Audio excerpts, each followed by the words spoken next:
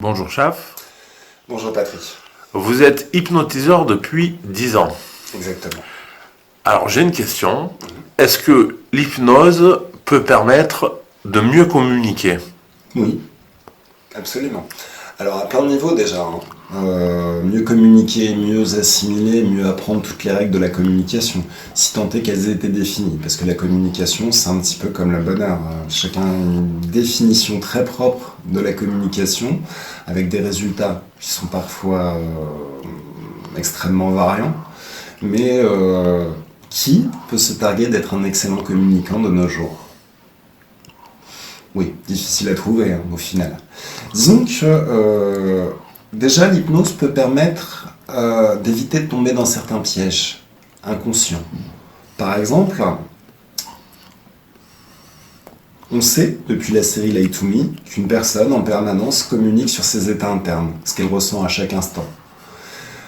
On sait que certains grands communicants, comme Cal Lightman, Paul Ekman, dans Le vrai psychologue, celui qui a inspiré la série, en observant le langage corporel et en notant les incongruences entre ce que la personne exprime verbalement et ce que exprime son langage corporel, arrivent à repérer le mensonge, on va dire. Ça, c'est dans des cas très très factuels où on échange des informations. Maintenant, prenons un cas un petit peu particulier. Imaginons quelqu'un qui recherche l'amour, recherche l'âme sœur. Par contre, cette personne, vraisemblablement, cette personne veut être aimée. Qu'est-ce qui se passerait, par exemple, si cette personne ne s'aimait pas?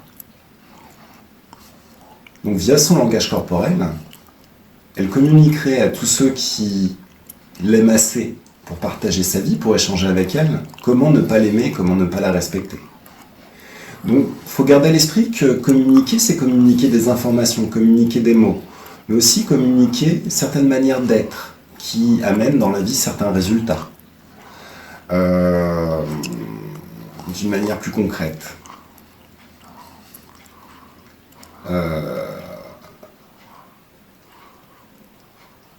Un expert dans un domaine donne l'impression aux gens qu'il est un expert.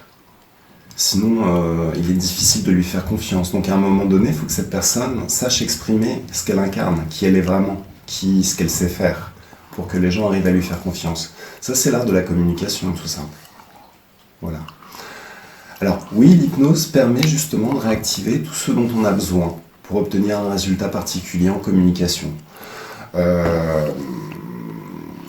Est-ce que j'ai besoin de plus de charisme pour mieux communiquer? Est-ce que j'ai besoin de plus de confiance en moi pour amener les gens à avoir confiance justement en ce que je leur propose? L'hypnose permet virtuellement de réactiver toutes les ressources du passé, donc des ressources qui peuvent être utiles justement pour devenir meilleur communicant. Voilà.